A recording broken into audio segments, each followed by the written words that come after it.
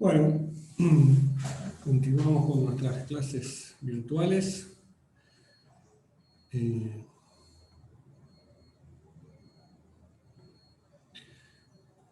Bien, bueno, el tema que vamos a hablar hoy es tema de final siempre, así que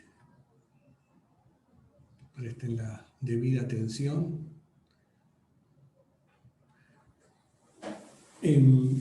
Tiene que ver con seguir viendo propiedades del potencial electrostático que introducimos en la clase pasada.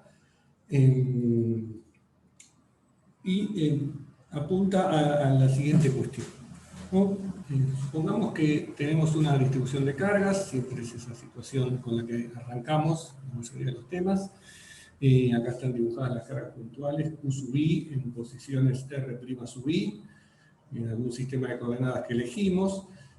Vamos a ponernos primero en el caso en el que elegimos el origen del sistema de coordenadas cerca de donde están todas las cargas, ¿no? Es una distribución finita de cargas, o sea que en algún lado está concentrada, y elegimos el origen del sistema de coordenadas cerca de esas cargas, ¿no? Y la pregunta que nos vamos a hacer es ¿cómo es el potencial eléctrico visto a una distancia muy alejada de cualquiera de las cargas? O sea, me paro en algún punto campo, como acá está indicado, y lo estoy marcando con el puntero, muy alejado del resto de las cargas. Es decir, que si este es el vector posición R, y este es el vector desplazamiento de R'I a R, ¿no? El vector R menos R'I, el módulo de R menos R'I, que es parecido al módulo de R, porque son dos vectores largos, digamos, grandes, es mucho más grande que el vector R'I, que el módulo del vector R'I,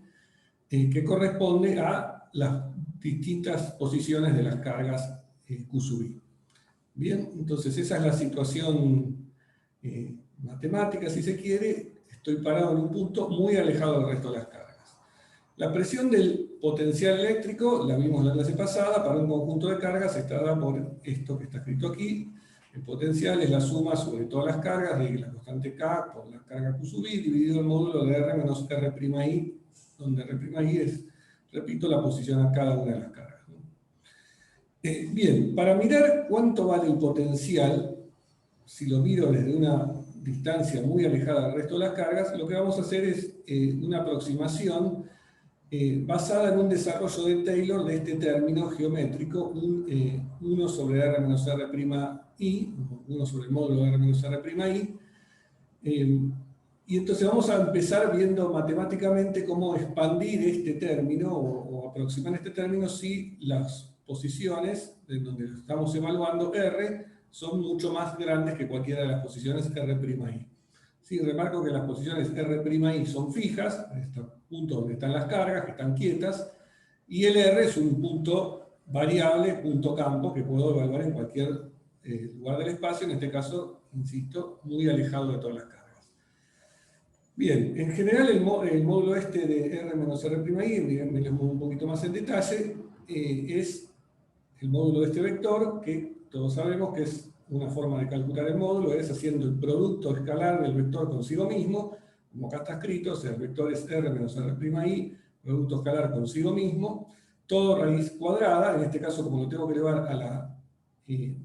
lo elevo a la menos 1, porque acá me aparece en el denominador, es 1 sobre esto, bueno, me fijo esto a la menos 1 medio. Este producto escalar lo desarrollo un poco, hago distributiva acá, me queda R por R, que es el módulo de R al cuadrado. En general yo cuando escriba la R así sin negrita y sin flecha, me estoy refiriendo siempre al módulo del vector. No lo dije, pero creo que se sobreentiende de todo lo que uno hace, y es lo que también hacían en Física 1 y Física 2 probablemente también. Bien, bueno, entonces sigo. El producto escalar de R con R, hago la distributiva, después tengo el doble producto de R'I con R, ¿sí? Pongo dos términos, este con este y este con este, y el módulo, me vuelve a aparecer el módulo de R'I ahora al cuadrado. Todo esto a la menos 1 medio. Bueno, saco de factor común R cuadrado, y esto, porque me va a convenir hacer eso, y esto me queda, sacando el factor común r cuadrado, 1 menos 2 r' i por r dividido r cuadrado, más r' cuadrado dividido r cuadrado, todo a la menos 1. Hasta acá todo esto es exacto, no aproximé nada.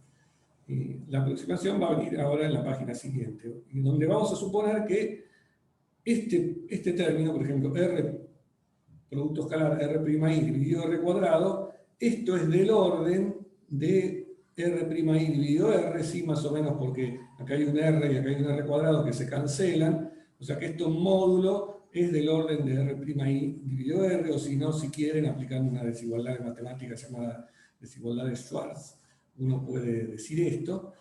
Y lo que sabemos, porque es una de las hipótesis, es que r' sobre r es mucho más chico que 1 para cualquier punto, para cualquier posición de cualquier carga r'. ¿Okay?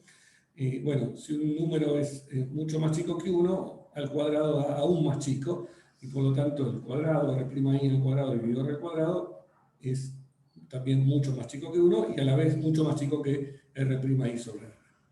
Entonces estas dos cosas las vamos a usar ahora para expandir este término y aproximarlo. Bien, bueno, acá está de nuevo escrita la fórmula larga de cuánto vale el módulo de r menos r' i a la menos 1. A este término, el producto escalar este que aparece acá, r por r' dividido r cuadrado, junto con el 2, incluyendo el 2, lo voy a llamar epsilon, y epsilon uno acostumbra usarlo para un número chiquito en matemáticas, así que así lo vamos a suponer, que es lo que sabíamos de la página anterior, ¿no? Y el término es que sabemos que este término, con lo que dijimos justo acá antes, es un término de orden r' sobre r. El siguiente término, que es de orden de r' al cuadrado sobre r al cuadrado, entonces lo podemos suponer de orden epsilon al cuadrado.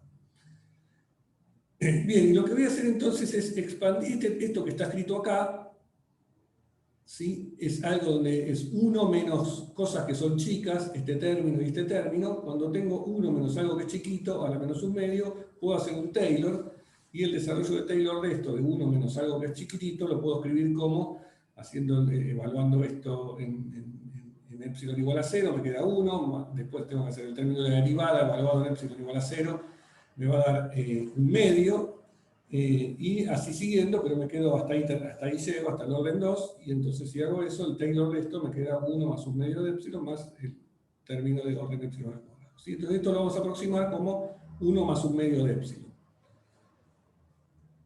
Bueno, eso ahora entonces lo aplico a esta expresión de acá, y entonces lo que me queda, si ahora uso el epsilon que definí acá, por este 2 por r por i menos r por r' dividido r cuadrado, y esto lo tengo como 1 menos epsilon entonces, y desprecio ya de antemano este término que va como epsilon cuadrado, lo que me queda, si lo reemplazo con eso, me queda 1 más r'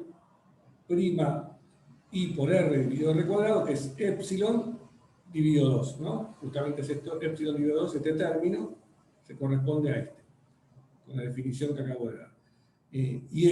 Bueno, por otro lado tengo este r cuadrado acá, que tenía, este no lo toco, está todo elevado a un medio, entonces esto equivale a que me quede r a la menos 1.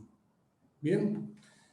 Bueno, entonces ya sé que la aproximación que podemos usar es que el módulo de r menos r' a la menos 1 se aproxima por esto. Lo reemplazo entonces en el potencial, ¿y qué me queda? El potencial que yo tenía, que era la suma esta, la sumatoria con el 1 sobre r menos r', ahora reemplazo con este término de r menos 1 por 1 más r por r' dividido r cuadrado, o sea, esto que está escrito acá, k por ki sobre r, 1 más r por r' dividido r cuadrado. ¿Bien? Bueno, entonces me queda una sumatoria de dos términos que puedo distribuir en dos sumatorias. La primera, que sería con la que corresponde a este factor 1, me queda la suma de k por q sub i dividido r, y la segunda me queda la suma de k por q sub i, este producto escalar dividido r al cubo. ¿De dónde sale este r al cubo? De un r que tenía acá y un r cuadrado. Bien, bueno, el siguiente paso que voy a hacer es, esta sumatoria es una suma sobre las cargas, ¿sí? O sea, lo que está variando acá es el índice que me marca cada carga. El R, fíjense, el R es algo fijo, porque es el punto campo que yo no estoy tocando ahora. Digamos, si bien dije que el punto campo lo podía ir variando, para evaluar el potencial en ese punto campo, lo que tengo que hacer es una sumatoria sobre todas las cargas, pero el R es fijo. Pero como el R es fijo, lo puedo sacar afuera de la sumatoria, ¿no? Entonces lo hago. Y lo mismo voy a hacer con este R al cubo que está acá. Bueno, primero con este término saco el R afuera de la sumatoria, el K de la sumatoria, el K también lo saco porque es constante. Me queda acá sobre R la sumatoria de todas las cargas. Y eso es lo que me queda en este primer término. Y el segundo término voy a sacar dos cosas afuera, varias cosas afuera de la sumatoria. Bueno, una es el R al cubo, ¿sí? De la misma forma que saqué el R antes, el K también, y lo otro que puedo sacar es el R, que también es fijo para la sumatoria, teniendo en cuenta además que el producto escalar es lineal en una sumatoria, entonces hacer la sumatoria de productos escalares es lo mismo que R, producto escalar, la suma de todos los términos. O sea, esto que está escrito acá. O sea, saco el R como vector ahora, afuera también de esta sumatoria, y me quedó este vector. Acá, ¿no? O sea, me quedó el producto escalar del vector R con este otro vector, esto es un vector, la suma de Q sub I por R'. Bien. Bueno, esto es una aproximación, insisto, que viene de suponer que la posición en donde estoy mirando el potencial está muy alejada de todas las cargas.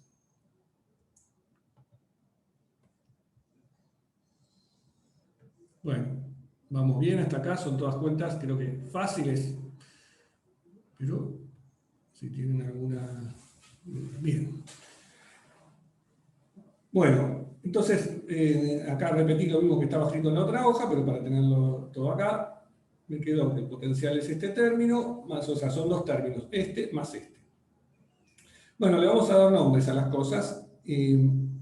A la suma de todas las cargas la voy a llamar la carga neta, obviamente, porque tiene de sentido común llamarlo así, o la carga total, ¿no? Del sistema de cargas. O sea, tengo un montón de cargas, sumo las cargas de todas, que recordemos que las cargas pueden tener signos, o sea que acá puede haber positivas o negativas, así que esa sería, voy a usar la letra Q grande para la carga total del sistema.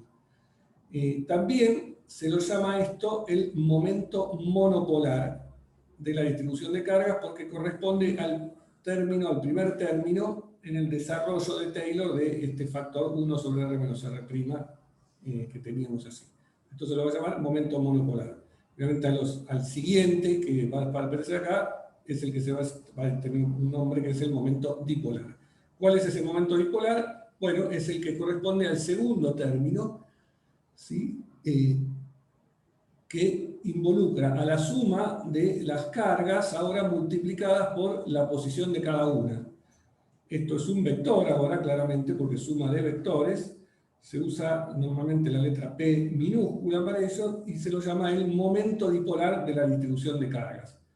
¿Sí? Fíjense que los dos momentos, tanto el monopolar como el dipolar, dependen únicamente de la distribución de cargas.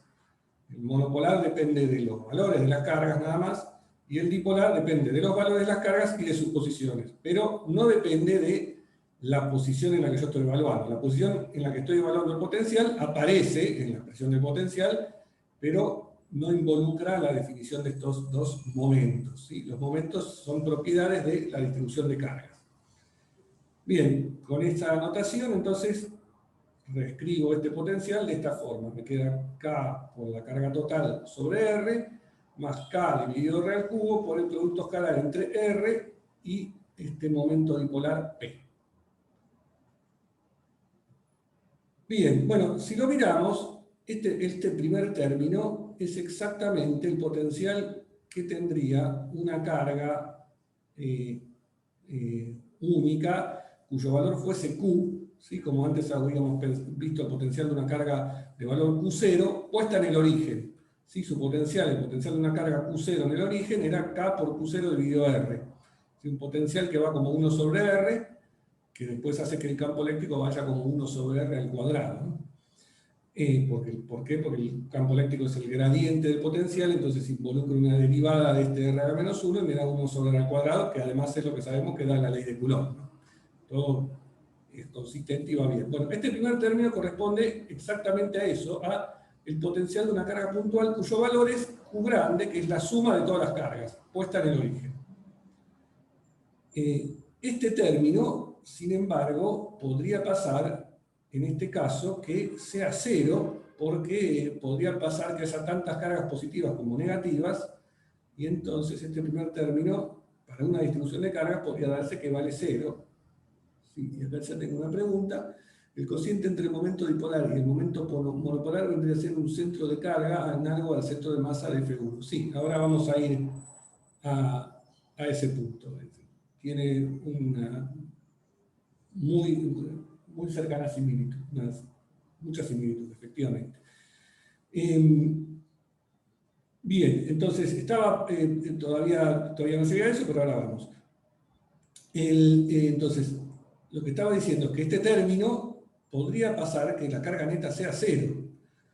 Si no es cero la carga neta, una primera observación es que este término es el que es más dominante en el desarrollo que hicimos, en este pequeño desarrollo que hicimos, ¿no? Recuerden que nos quedamos solamente con 2 términos en el desarrollo de Taylor y eso redundó en 2 términos en el potencial. Pero de estos 2 términos, si uno lo mira, va como 1 sobre R, mientras que este otro término, ¿cómo depende de R? Bien, una confusión habitual es decir, como 1 sobre R al cubo. Uno ve el R al cubo ahí y dice, va como, no, ojo, porque acá hay un R arriba que hace que esto crezca con R. Pero bueno, el R al cubo abajo obviamente le gana, en suma esto que va como 1 sobre R al cuadrado. El asunto es que este término va como 1 sobre R al cuadrado y este término va como 1 sobre R. Y R es una cantidad grande, ¿no? Porque estamos diciendo que R está muy alejado del origen. Por lo tanto, 1 sobre R al cuadrado decae mucho más rápido que 1 sobre R. Y como decae mucho más rápido que 1 sobre R, este término en general va a ser más chico que este.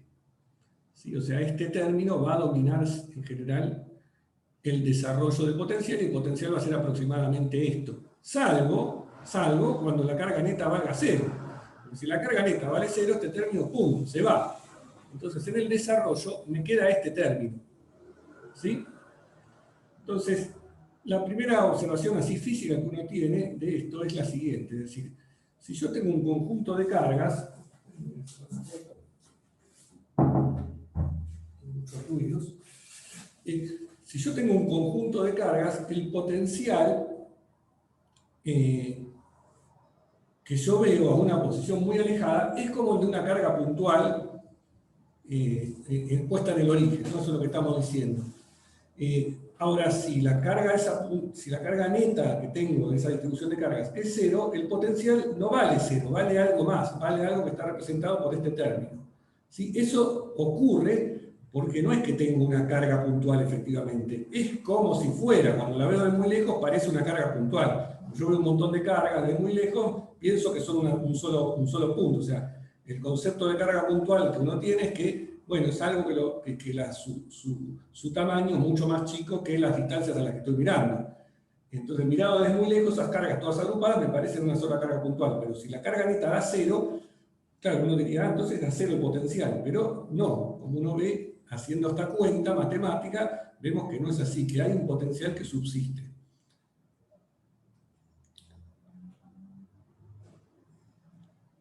Bueno, acá Gastón dice, carga neta sería 0 solo si están perfectamente balanceadas las cargas positivas con las negativas. Efectivamente, que es lo que ocurre en una mayoría de las situaciones en la naturaleza. O sea, la materia en general está en estado neutro. Recordemos la primera clase que para ver estas fuerzas eléctricas, lo que tengo que hacer es cargar a los cuerpos, y para cargar a los cuerpos les tengo que hacer algo. Frotarlos, bueno, si por alguna razón tengo un campo eléctrico en otro lado, que generé con cargas que conseguí frotando y es muy intenso, también con un campo eléctrico puedo separar las cargas, etc. Sí, a la segunda pregunta no le digo bolilla, pero porque, claro, sería como un imán. Sí, tiene un parentesco, pero dejemos los imanes para después cuando veamos campos magnéticos, porque son cosas diferentes. Así que no. Es diferente esto de un imán, sin embargo hay cuestiones que después vamos a ver cuando veamos imanes que tienen una similitud notable. Spoiler alert.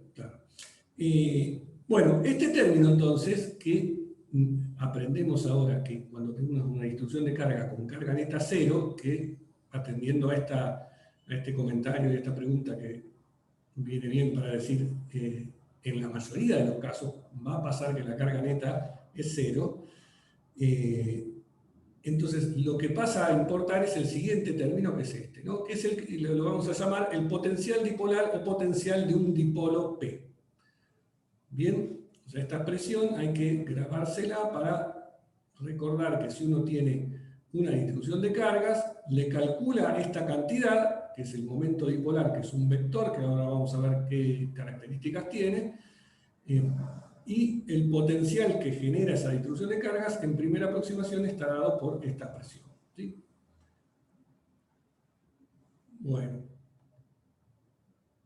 Bueno, veamos un poco ahora teniendo al otro spoiler que hubo hace un ratito, que era referido a lo de parentesco con el centro de masas. Sí, un ejemplo de océano de dipolos es el agua del mar. Bueno, sí, las moléculas de agua son polares, ahora las vamos a ver también. Nunca lo había pensado de esta forma, pero el océano, un océano de dipolos. Sí, pero claro, no son tan importantes las fuerzas ahí eléctricas en el océano del agua. O sea, estas fuerzas que vamos a ver entre moléculas son súper importantes, son las que explican la estructura de la materia, ¿no? Pero realmente empiezan a importar cuando uno las mira a las moléculas a un nivel molecular, digamos, microscópico. Por eso océano es una cosa macroscópica grande, donde importan más las fuerzas gravitatorias, las fuerzas de presión y otras fuerzas que las eléctricas se ignoran por completo normalmente. Pero si querés, sí, como las moléculas así son moléculas de agua, ahora vamos a ver justamente que esas moléculas tienen polaridad. Lo que pasa es que en general aparte están desordenadas, eso es otro comentario. Bueno, déjenme volver a esto. Entonces, el momento dipolar es justamente como una cosa, es una cantidad que pondera la posición de las cargas con el valor de cada carga. Y entonces es como una carga pesada por donde está distribuida la carga. Se involucra cómo la carga yo la tengo distribuida. La carga total no importa cómo la tengo distribuida porque es la carga total, ¿sí? Y de hecho puedo yo tener, como acabamos de decir, una distribución de carga muy complicada, pero si la carga neta es cero, la carga total no aporta nada al potencial, por ejemplo. Bueno, esto tiene en cuenta que la carga está distribuida y entonces este momento dipolar tiene en cuenta eso. Es como una versión en carga justamente del centro de masa, a menos de la normalización, que sería dividir por la carga total, que no se usa en este caso porque esa definición no es conveniente, porque en los casos en donde esto realmente va a ser útil es cuando la carga total sea cero. Así que dividir por la carga total no es buena idea. Uno se queda entonces con esta definición. Y además, bueno, eso marca también una diferencia importante que tiene esto con el centro de masa, es que las masas son todas del mismo signo, mientras que las cargas tienen distintos signos. Entonces, bueno, hagamos un poquito una interpretación un poco más precisa para este caso y consideremos, para ver, digamos, cómo podemos pensar este momento dipolar, o qué significa o qué representa, y separemos, entonces, por un lado las cargas positivas y por el otro lado las cargas negativas, y demos dos nombres. Uno al centro que vamos a llamar el centro de carga positiva, que lo llamamos con una R más mayúscula, que sería la suma solamente sobre las cargas positivas de el promedio este ponderado QI R'I dividido la suma de solo las cargas positivas. ¿Sí? En ese caso, esto no va a dar 0, así que está bien definido este R+, ¿no? Definimos también un R-, en donde hacemos la suma sobre ahora las cargas negativas de el módulo, lo definimos así porque nos conviene definirlo así, el módulo de la carga, en este caso por la posición de esa carga, que es una de las cargas negativas, dividido la suma de los módulos de las cargas negativas. ¿Sí? O sea, esta cantidad que aparece acá abajo es siempre positiva porque es justamente el módulo, y acá también porque son las cargas positivas, ¿no? Entonces, nada, dos definiciones matemáticas que yo puedo hacer, nadie me prohíbe definir este R más y este R menos.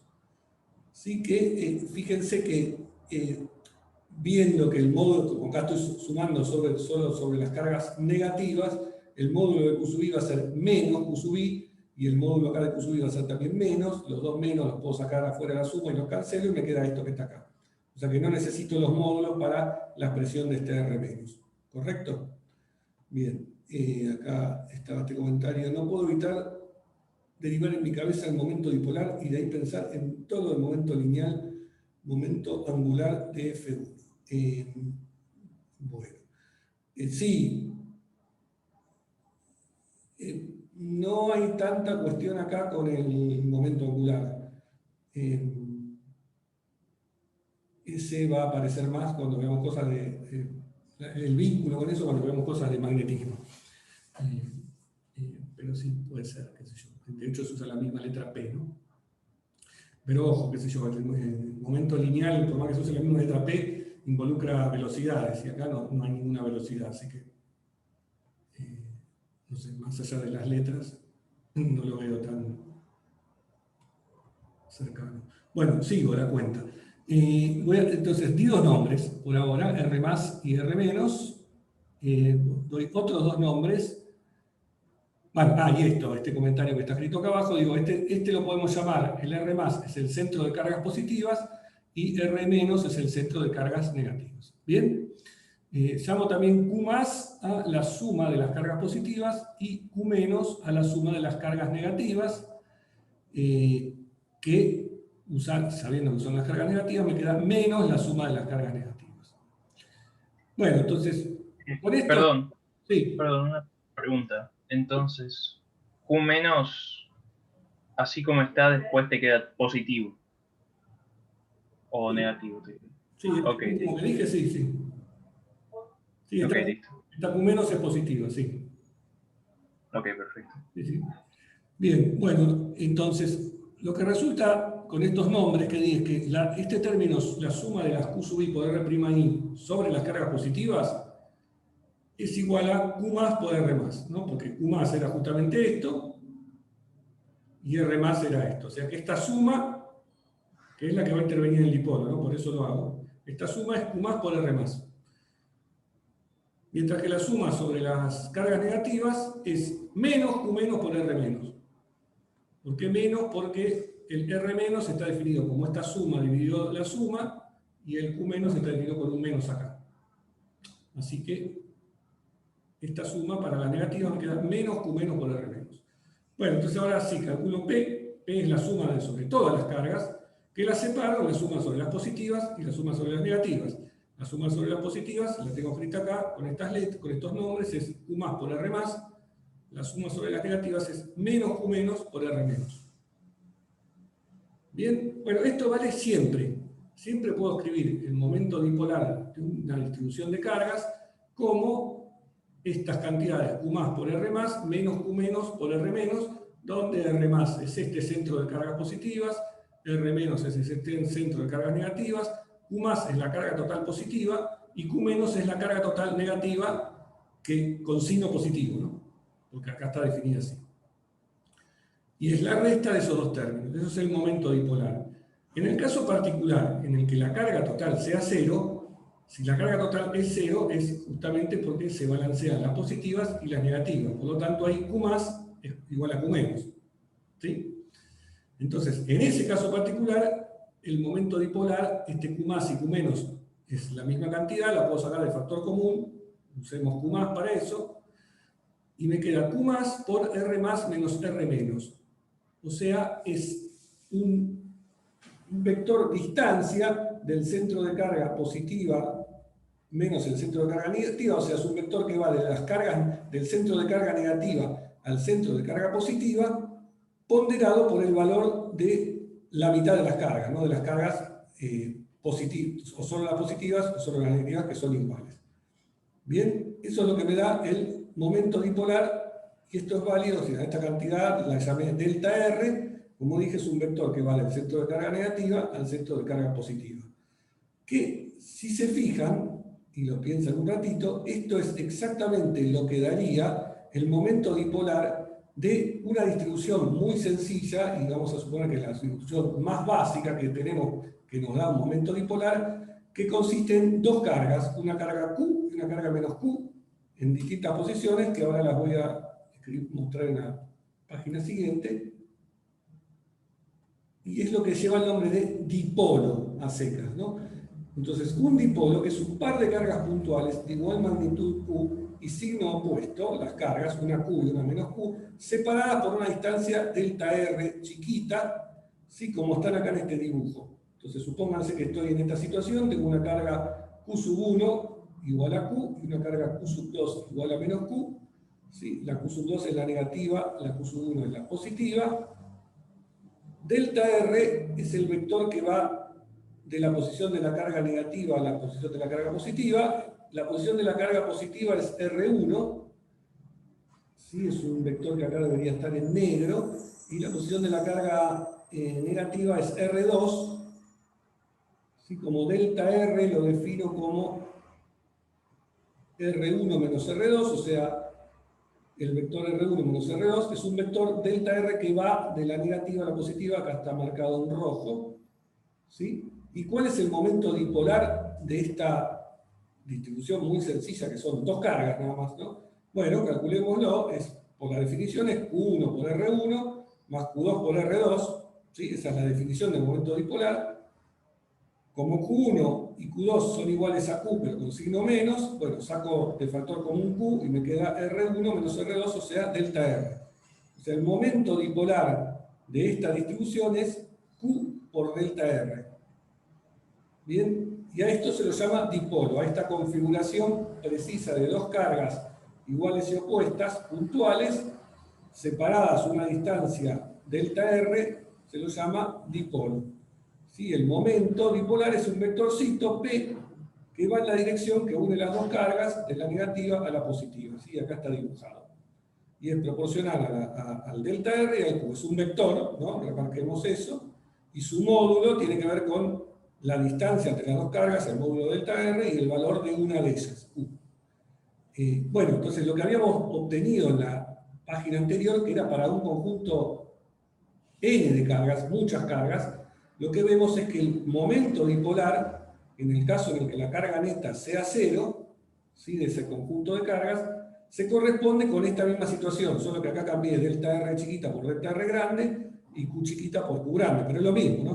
O sea, lo que estamos diciendo es que un conjunto de cargas cuya carga neta vale cero, se comporta su momento dipolar como el de un dipolo puntual, así se lo llama, el dipolo puntual, que son estas dos cargas, ¿correcto? ¿Y cuál es el potencial de ese dipolo? Bueno, a distancias grandes, remarco esto, debería estar subrayado, el potencial eléctrico de esa distribución de cargas es K por P por R dividido al cubo con P igual a Q por delta R. ¿Sí? Ese es el potencial de esta distribución de cargas, muy sencilla, visto a una distancia muy lejos de donde están las dos cargas.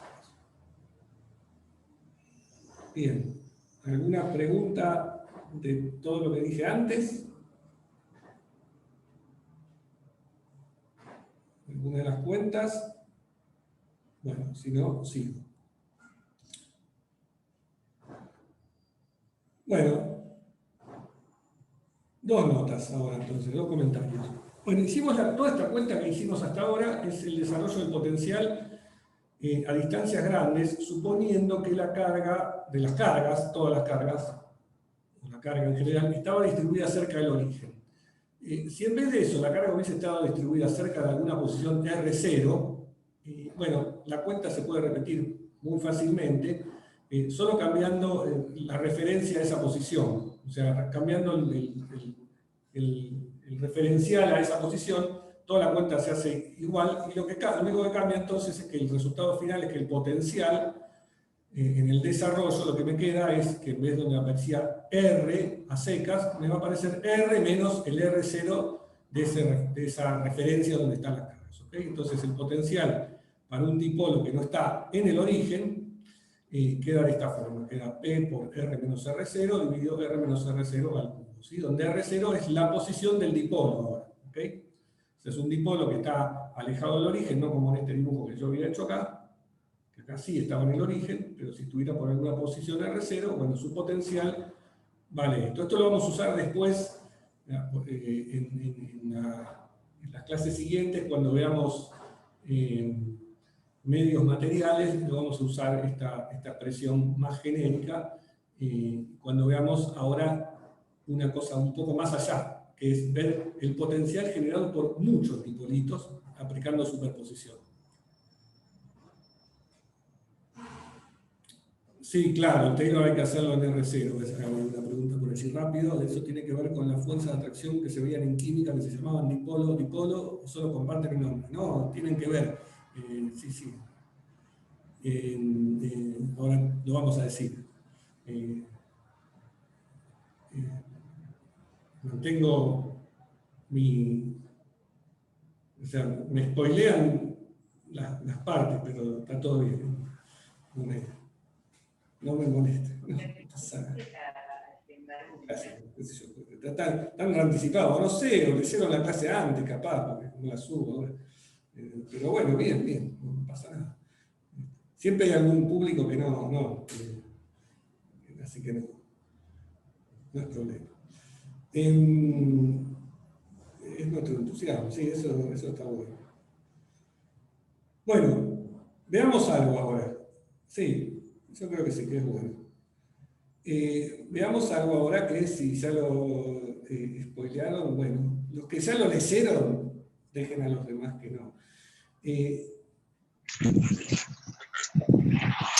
¿Qué pasa? Esta es la nota 2, ¿no? ¿Qué pasa? Vimos que si la carga total es 0, el potencial no es 0 y si hay uno que se desmutea. No sé qué.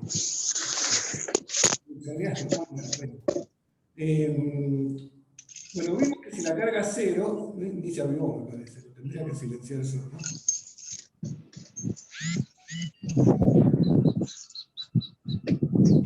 Federico, estás desmuteado. Sí, para que a ver si lo puedo. Sí, lo puedo silenciar, pero tengo que volver al coso. Ya se desmuteó. Sí. O sea, ya se desmuteó.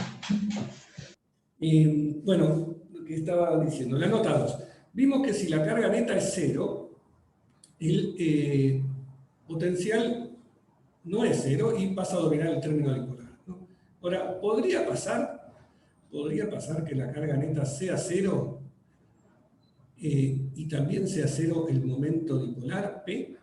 ¿Sí? Porque el momento dipolar, que es, veámoslo de nuevo, es esta sumatoria, ¿no? O sea, ¿podría pasar que para una distribución de cargas esto sea 0? Esto es lo que por la manera que lo estoy preguntando, sí, ¿no? Pero la pregunta más bien sería, ¿se les ocurre algún ejemplo de... No parece, dice Gastón. Bueno, yo hubiese dicho que por la forma en que yo lo pregunté, sí. Pero... ¿Podría existir el caso en el que estén distribuidas, tipo, como que para cada particulita, para cada carga, perdón, haya como una complementaria en posición? Entonces, como que de cierta forma las posiciones se te anulan, pero es lo único que se me ocurre. Puede ir por ahí, pero por ejemplo, en el caso de recién, justo que vimos, tengo una carga Q y una complementaria menos Q, y ahí justamente no la hace el momento dipolar, ¿no? Claro, es verdad. O sea, algo yo diría que necesito por ahí más de 2 cargas, seguro. Porque... Pero bueno, algo de eso que dijiste hay, pero no sé si tanto tengo que complementar las cargas, sino que por ahí tendría que complementar los dipolos. Si R más es igual a R menos, ¿no se terminaría anulando la expresión? Sí, bueno, claro, pero ahí están las 2 cargas en el mismo lugar y es como si fuese una y vale 0. Ese ejemplo Claro, pero ¿no se anularía P en ese caso? Sí, se anularía todo ahí. Si las dos cargas están en el mismo lugar y son una más y una menos, la carga neta es cero y la carga total es cero, no hay nada. Ese es un ejemplo, trivial. Yo quiero uno que no sea así, que haya cargas. Es un ejemplo donde haya cargas, la carga neta sea cero, pero también el momento dipolar sea cero. Sí, puede haber dos cargas en el mismo lugar, se anulan y dan cero. El positrón se encuentra con un... Sí, hay como una, el electrón y el antielectrón se encuentran y positrones.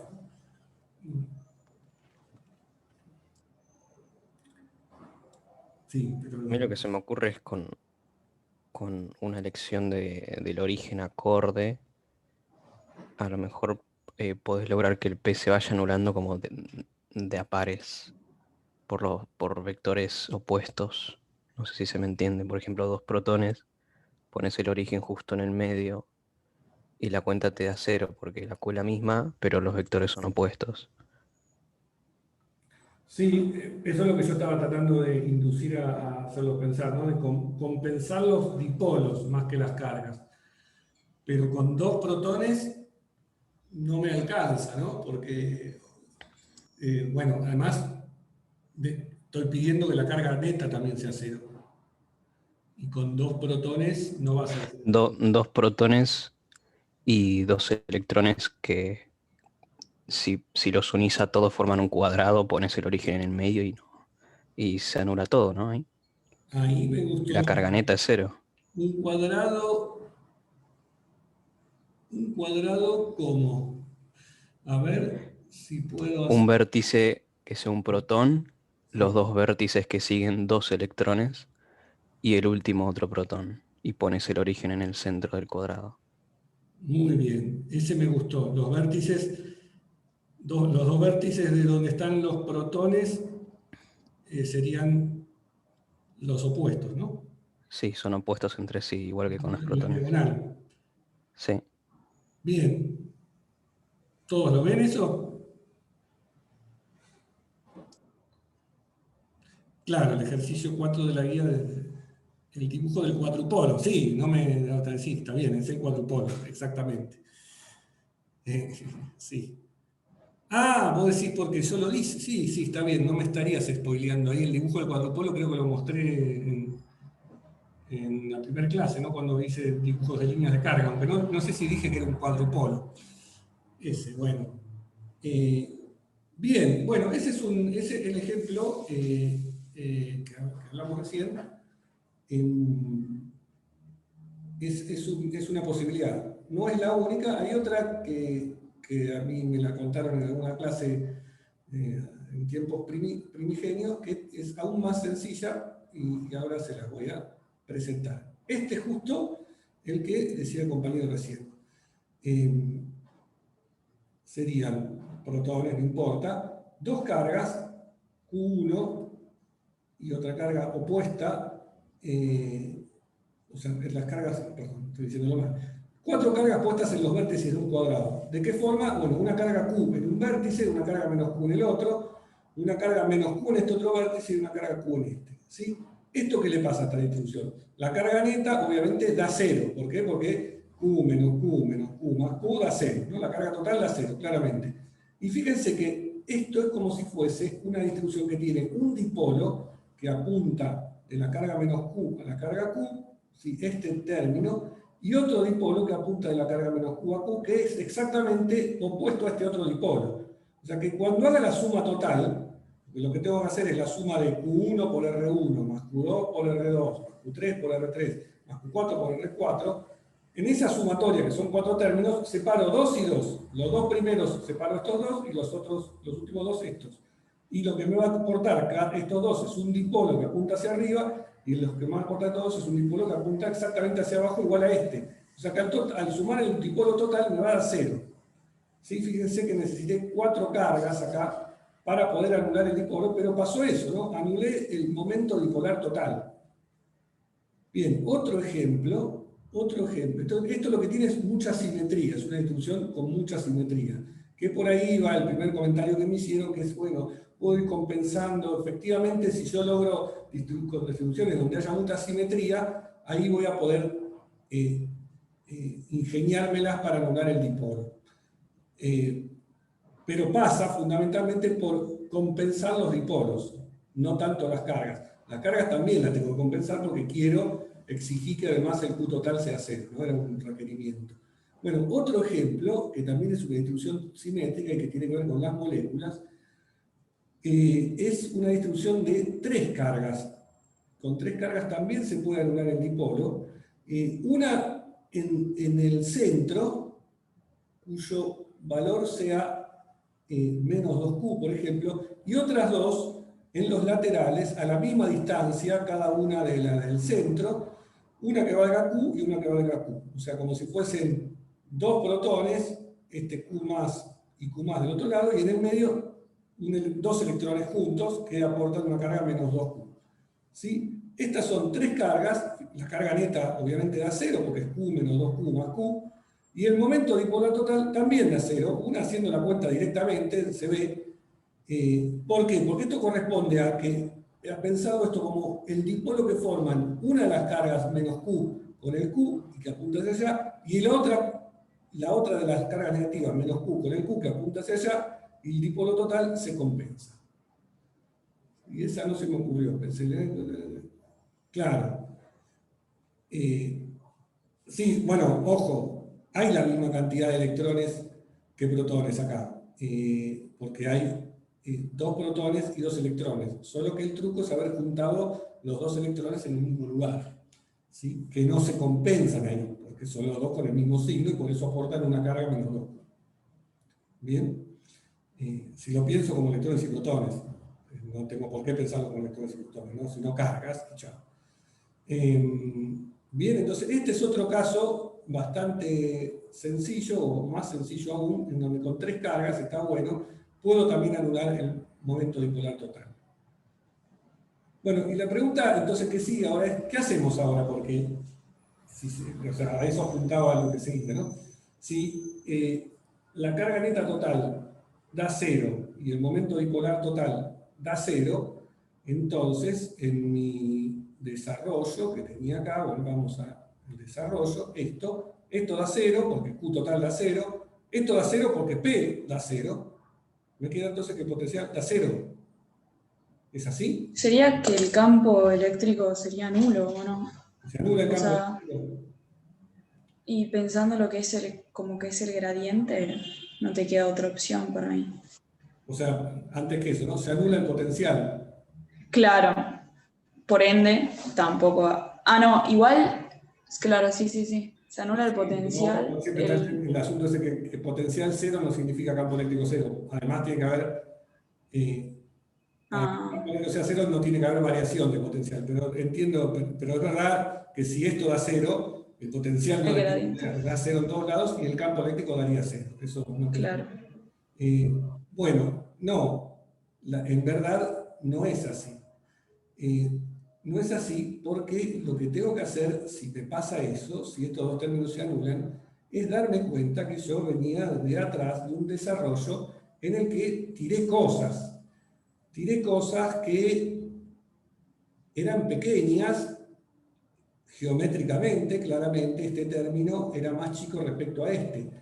Pero resulta que cuando ahora ordené las cosas y los puse en el potencial, me intervinieron las cargas y la distribución de cargas, y esas cosas que yo pensé que eran muy pequeñas, ahora las estoy comparando frente a cosas que son 0. O sea que dejan de ser pequeñas estas cosas porque las que venían antes son 0, ¿no? O sea, es la misma situación que pasa cuando uno dice que el potencial pasa a ser si la carga neta es 0, porque no está. O sea, es como que que es más pequeño pasa a importar. Bueno, si este es 0 y este es 0, tengo que tener en cuenta los términos que había despreciado antes.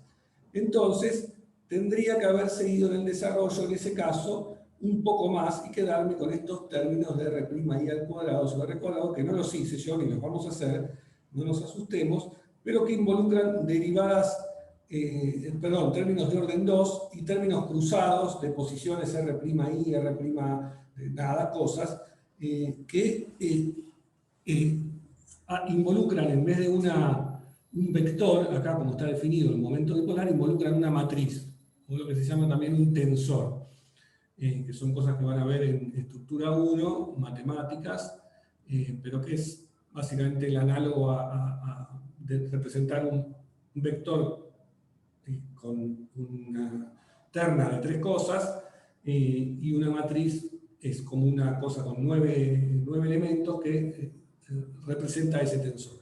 No importa, la cosa es que eso más avanzado es lo que se llama el término cuadrupolar. Sí, hay, además de un momento monopolar y un momento dipolar, hay un momento cuadrupolar que tiene que ver con el término de orden 2 que tiramos.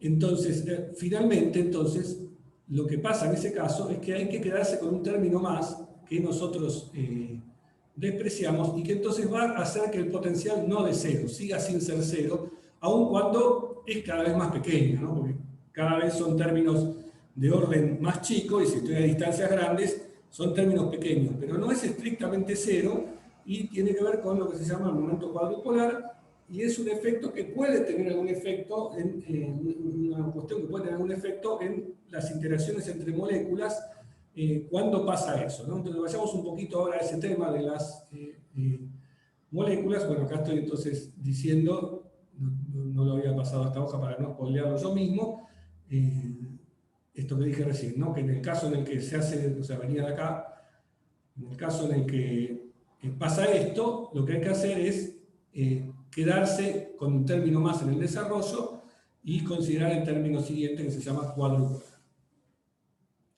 ¿Y no podría pasar que ese término también se anule de cierta manera? Sí, podría. Entonces, ahí sí también ya ocurriría posta que el potencial sea cero. No, todavía Tampoco. Sí, Okay. No va a ser Claro. cero directamente nunca. Ah, ok. No, eso es algo que hay que probarlo, pero bueno. Claro. Está bien. Sí. Es algo quizás de sentido común, ¿no? Ese término 1 sobre R menos N', si bien va a ser muy chico, da algo, no da ceros. ¿Sí? O sea, da ceros solo en el infinito, pero acá estamos pensando, ojo, un detalle, no yo estoy evaluando el R en una distancia muy larga, pero no me fui al infinito porque ahí sí valdría cero. No, ahí cuando se anula este cuadrupolar pasa a ser importante el octupolar y cosas así. Y sí, no termina más, pero nunca se llega a cosas tan altas. Ahí ya directamente sí, ¿no? En la práctica se desprecian esos campos eléctricos que generan ese tipo de situaciones. Bueno, todo este tema es importante porque se aplica justamente a los átomos y las moléculas de la materia en general, porque normalmente la materia, como dije hace un rato y como vengo diciendo durante varias clases, la materia está en estado neutro en general, a menos que uno haga algo para cargarla, la materia está en estado neutro, entonces la carga neta en general es cero en los átomos o en las moléculas.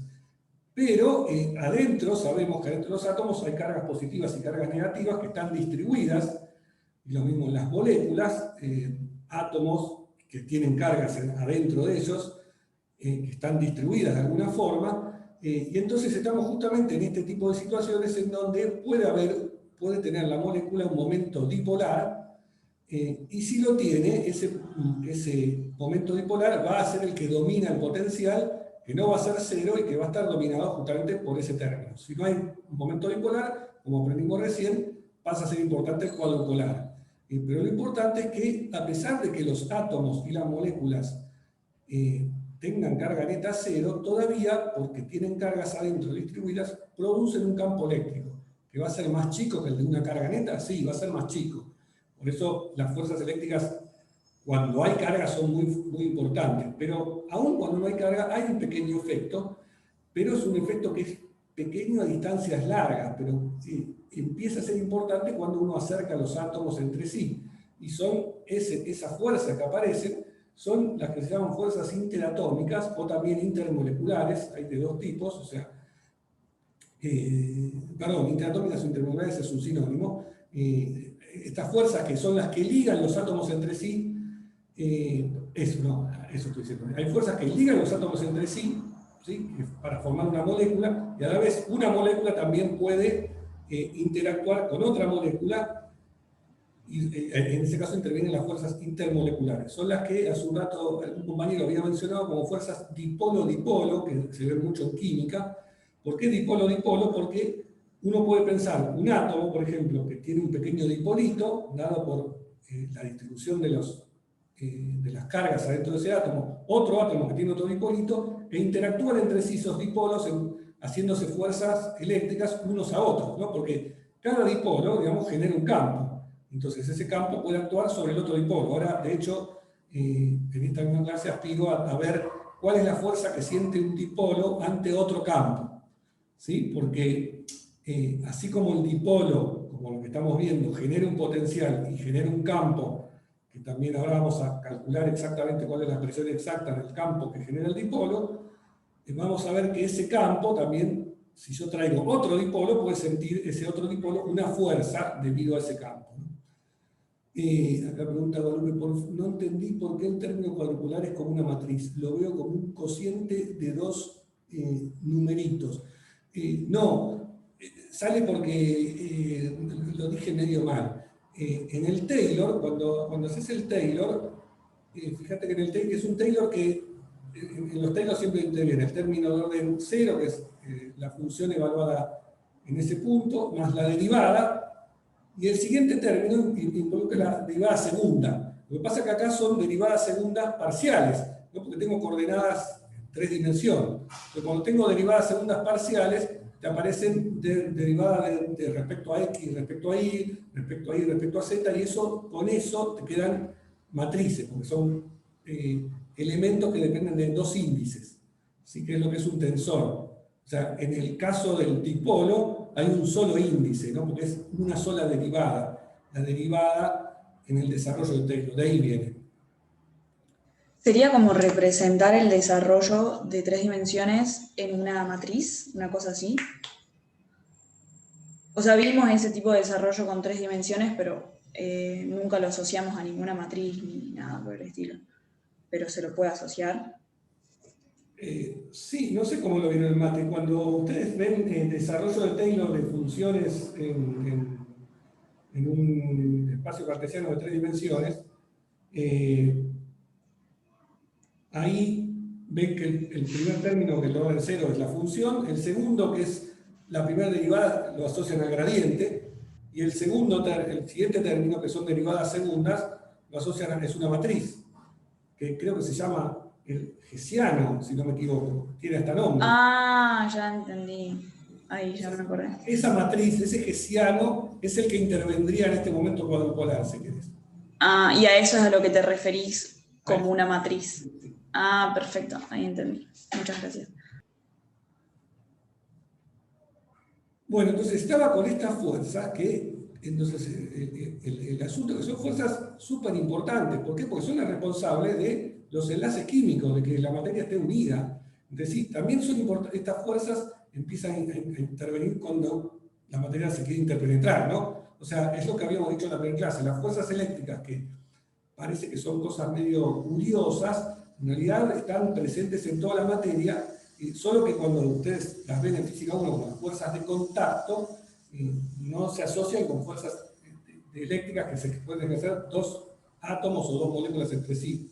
Y acá empezamos a aprender que tienen que ver con esto, con estos efectos, ¿no? Porque uno podría cuestionarse, no, bueno, pero si la materia está en estado neutro, la fuerza eléctrica no importa. Bueno, como estamos aprendiendo ahora, sí que sigue importando porque aparecen estos términos que cuando estoy a distancias entre moléculas o átomos cercanos, empiezan a tener relevancia.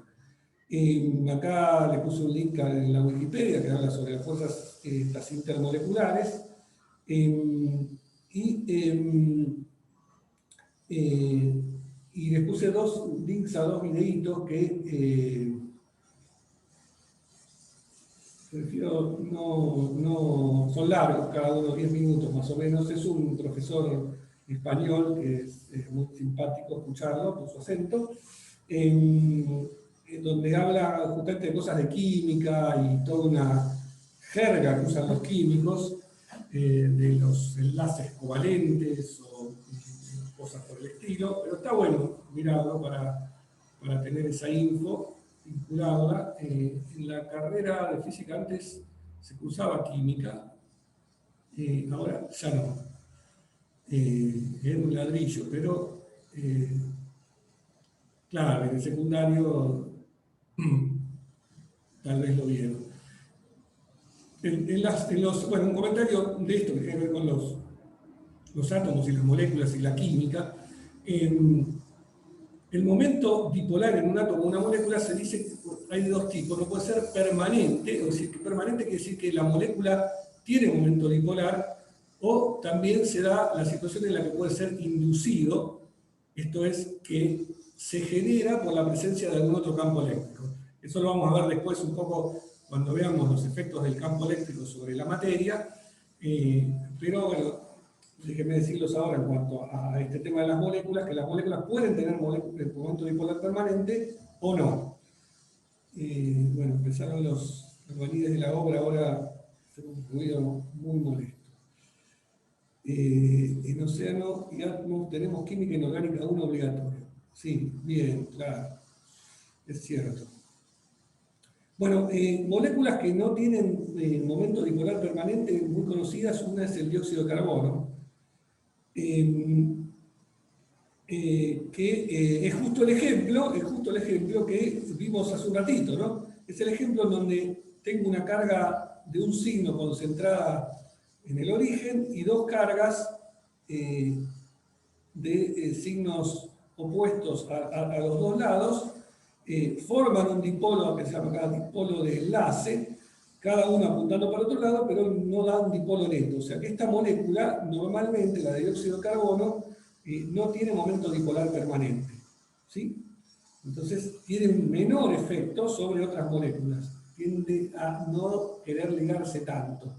El dióxido de carbono, y por eso normalmente uno lo encuentra como gas, ahí suelto, moviéndose por la vida, sin querer unirse mucho. En cambio, las moléculas de agua, que es este ejemplo que está acá, que tiene los átomos de hidrógeno de esta forma, bueno, tienen un sesgo, digamos, están orientados los dipolos también apuntan uno para un lado, otro para otro, pero hay un momento dipolar neto que apunta hacia abajo la molécula. Entonces se dice que el agua es una molécula polar, ¿no? La molécula H2O es una molécula polar, y entonces tiene una mayor tendencia a unirse, por eso lo más normal es que se encuentre en estado líquido, ¿sí? Para llevarlo al estado gaseoso hay que separar esos enlaces. Podés inducir un campo eléctrico que desarme esta fuerza.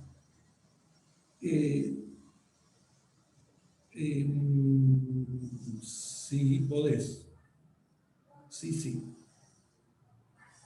Sí, podés, sí, y de hecho hay un fenómeno que se llama electrólisis que tiene que ver con eso. No me acuerdo en qué clase lo vemos, creo que cuando vemos pilas vamos a ver algo de ese tema. Tengo un videíto por ahí que también simpático que habla de electrólisis. Ese lo podemos pasar porque está divertido.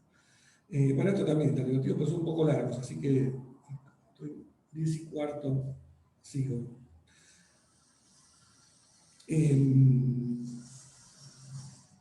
Bien.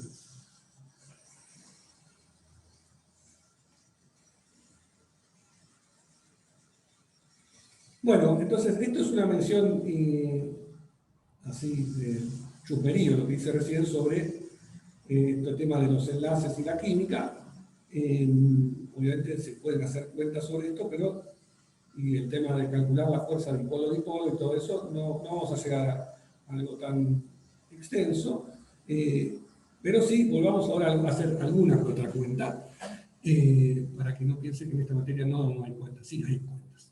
Bien, entonces volvamos a hacer una cuenta. Ahora la cuenta que voy a hacer es calcular el campo eléctrico a partir de del hecho de que el campo eléctrico es el gradiente del potencial. ¿Por qué? Bueno, porque hasta ahora lo que hice fue calcular el potencial, ¿no? La expresión del potencial. Entonces, supongamos el caso de un dipolo, ¿no? Calculemos el campo eléctrico de un dipolo. Ya, por lo que dijimos antes, cualquier distribución de carga que tenga carga neta cero, la puedo pensar como un dipolo, y entonces este potencial me va a servir, este cálculo me va a servir también para ese caso. Pero pensemos en el caso más sencillo de un dipolo, que son dos cargas, una Q y una menos Q en el origen. El potencial a distancias grandes, lo recuerdo, y es algo que tenemos que tratar de memorizar, es este potencial, ¿no? Es K por el producto escalar entre el dipolo P por R dividido R. ¿Bien? Bueno, vamos a calcular el campo eléctrico y vamos a usar esta querida notación indicial, que fue la que usamos en la clase pasada, justamente para, en una de las demostraciones de que el gradiente de esta función B daba el campo eléctrico, ¿se acuerdan? Bueno, ahora la voy a usar acá y va a ser un poco más útil en este caso. No quiere decir que esto no se pueda hacer en cartesianas. Sí, se puede hacer en cartesianas y capaz que hasta les resulte más sencillo. Pero bueno, como yo tengo ganas de complicármela, lo voy a hacer con notación inicial. Que también así está en el libro de Trelles, así que lo estoy siguiendo en ese caso al señor Trelles.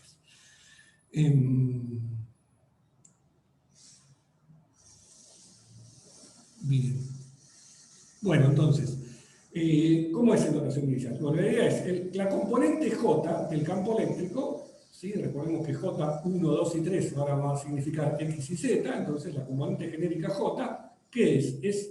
Si E es el gradiente de B, es la derivada respecto a B, respecto a la coordenada XJ, ¿no? Con sinónimos.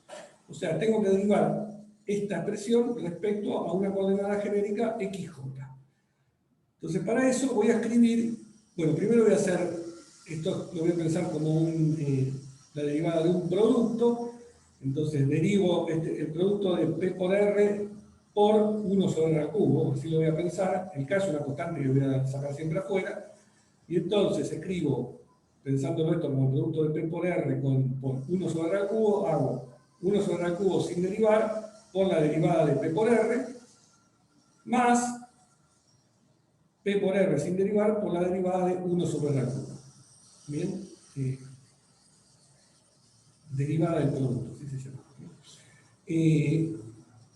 Bueno, me queda menos acá porque tengo un menos adelante. Y ahora hago cada uno de estos términos por separados.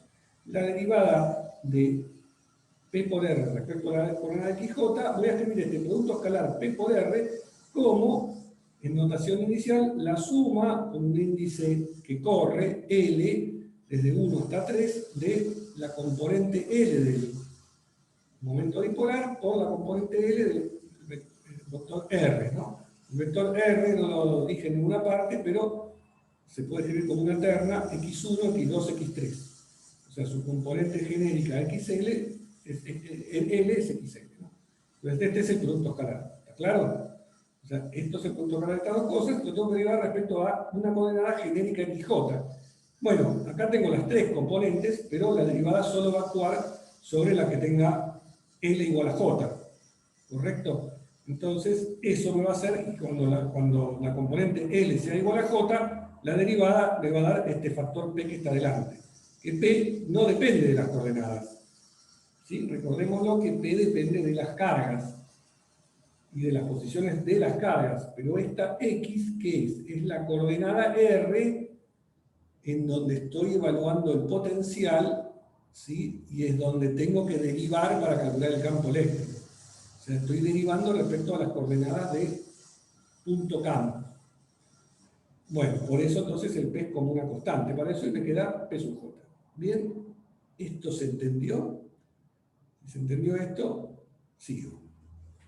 Bueno, el otro término que tengo que hacer es derivar este otro R a la menos 3. R a la menos 3 lo voy a escribir por regla de la cadena, creo que así se llama. Menos 3 por R a la menos 4 derivada de XJ respecto a R, ¿no? O sea, la derivada de todo esto, toda la derivada, lo que depende de X es R, así que lo voy a hacer así. Y este R, ahora lo escribo, es R, ¿quién es? Es el módulo del vector posición R.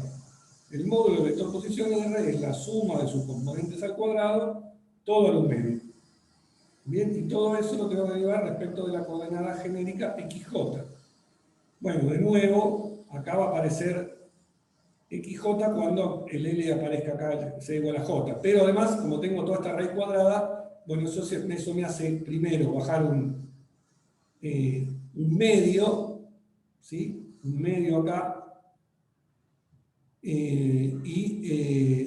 un medio de esto por todo esto a la menos un medio, ¿sí? Porque es un medio, al derivar me queda todo esto a la menos 1, perdón, o sea, me queda a la menos un medio, y la derivada de lo de adentro, ahora respecto a XJ, que es 2XJ, ¿no? Porque el único término que sobrevive cuando en esta sumatoria de cuadrados es el que tiene L igual a J, o sea, y me baja un 2.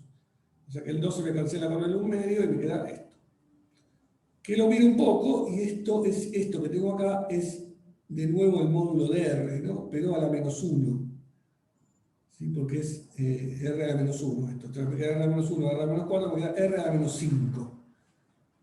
Por un 3. Y el XJ lo dejo así suelto. O sea, ¿qué es esto entonces? Lo que me dice que la derivada de este término que aparece acá es menos 3R a la menos 5 XJ. Bueno, junto todo ahora. Y me queda entonces que la componente J del campo eléctrico es menos K por PJ dividido R al cubo, esto era este término, ¿sí? Que aparecía hasta este PJ en la derivada de esto, y este otro término que tenía K por P por R, y la derivada de acá me daba menos 3R a la menos 5 XJ. Menos R a la menos 5 lo escribí como 1 sobre R a la quinta, y el XJ. ¿Sí? Es como que hay un menos, este menos viene de esta derivada, se me cancela con este menos y pues me queda más. Este no, este sigue con menos porque acá da más y entonces sigue en menos. Bueno, esto es lo que me queda entonces la componente J del campo eléctrico. En notación inicial. Ahora voy a volver a la notación vectorial, si quieren, y es darme cuenta que entonces si esta es cada una de las componentes del campo eléctrico, esto se corresponde con las componentes de un vector que, fíjense, tiene por un lado las componentes del momento dipolar multiplicadas por K sobre R al cubo, y por otro lado las componentes del vector posición R multiplicadas por este factor P por R, 3K sobre R a la quinta.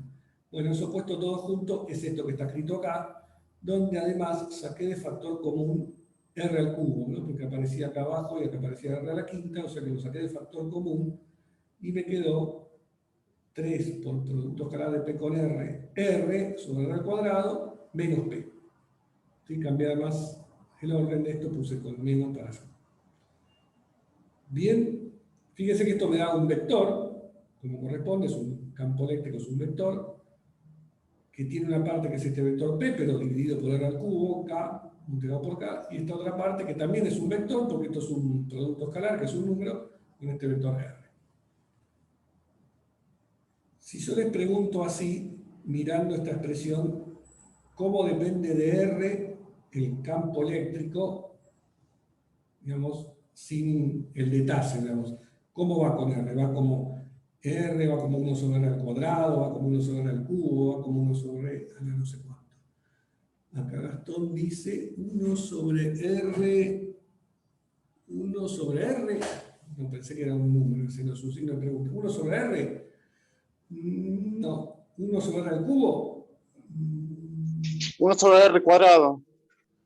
1 sobre R cuadrado. Es un raro. No, yo pensaría que el colchete aporta por lo menos un 1 sobre R. 1 sobre R al cubo, dice Agustín. Me comí de adentro. 1 sobre R cubo. Bien, vamos con 1 sobre R cubo. Sí, parece que va ganando. 1 sobre R cubo. ¿Por qué? Porque, fíjense, este no tiene nada. Así que este ya me encantaría que va como 1 sobre R al cubo. Si las unidades están bien, y si están bien, porque si se la cuenta bien y quedó acá escrita está bien, después de 3 cuatrimestres, esto no tiene unidades de R, o sea que tiene que ir como 1 sobre R al cubo. Mientras que este término, fíjense, este va como R cuadrado arriba y hay un R cuadrado abajo, se cancelan. Así que va todo como 1 sobre R al cubo. ¿Sí? Que en realidad estaba escrito acá abajo. Así que yo no me di cuenta que estaba escrito abajo cuando se lo pregunté, porque todos lo pudieron haber leído, pero bueno, bien, pensaron un poco.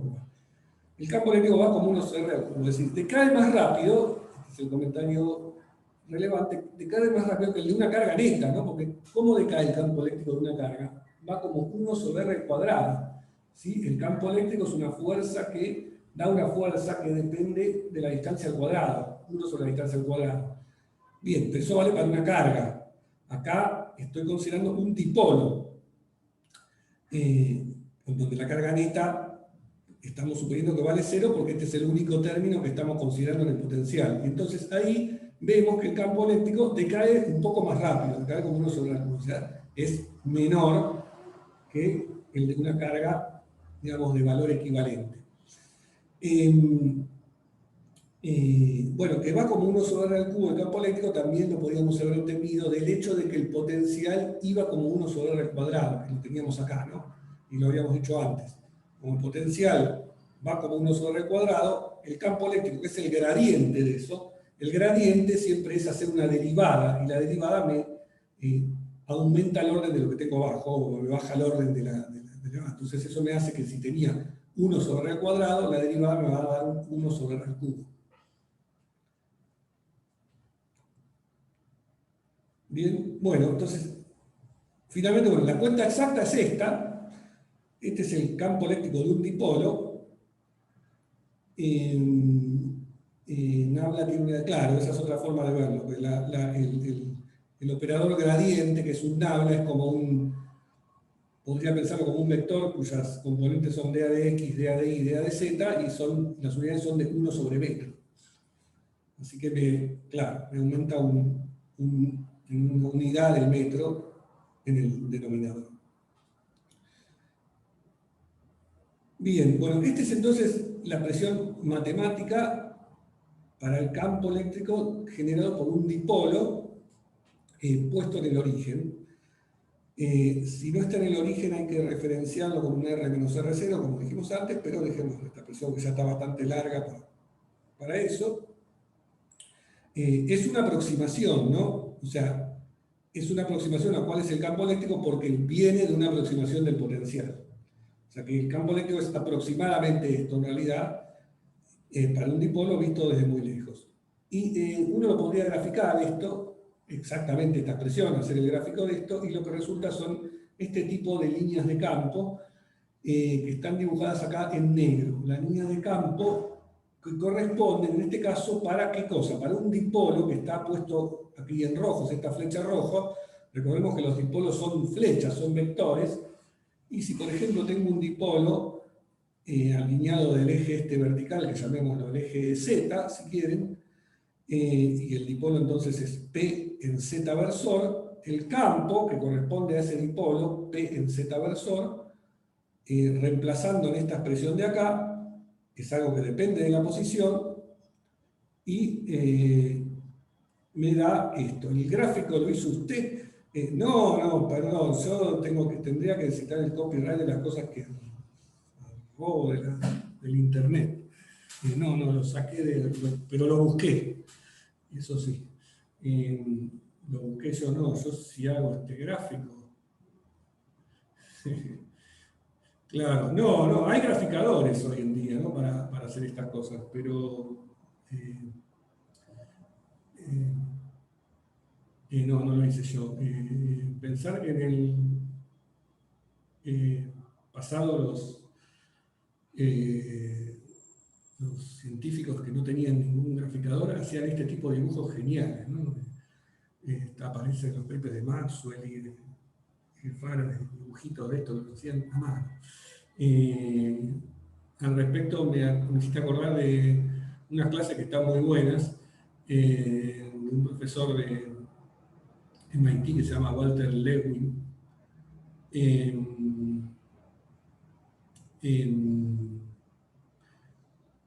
Sí, ahora comento de Python. Estaba contando de este profesor que está en internet, también la pueden mirar.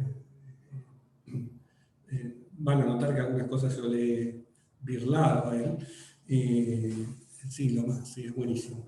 Está en inglés, pero se le reentiende. Aparte él es de origen holandés, creo.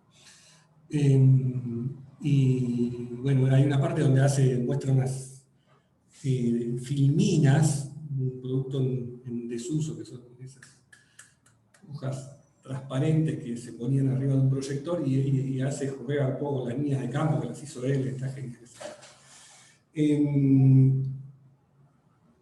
Bueno, respecto a... Claro, estas cosas se pueden hacer con Python.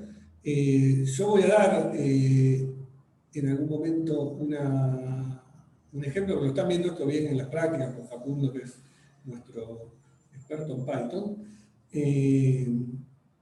Y sí, con el Python se puede graficar líneas de campo, GeoGebras, otros, pero es mucho mejor si aprenden a usar Python porque les va a servir para el resto de la carrera y de la vida. Es el lenguaje hoy en día más útil y que les sirve. Bien, bueno, sigamos un poco porque antes que se nos acabe la clase. Bueno, estaba entonces en este campo vectorial y a Estefanía le cuesta entender el gráfico. Bueno, pasamos un poco a ver si lo vamos a entender. El gráfico, primero, describo lo que es, porque no hay muchas letras en el gráfico.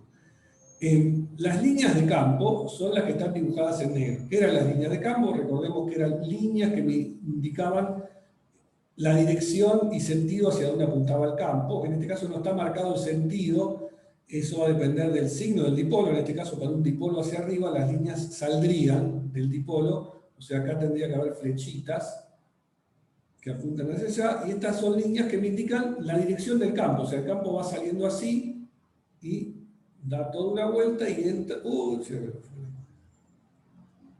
¿Qué hice?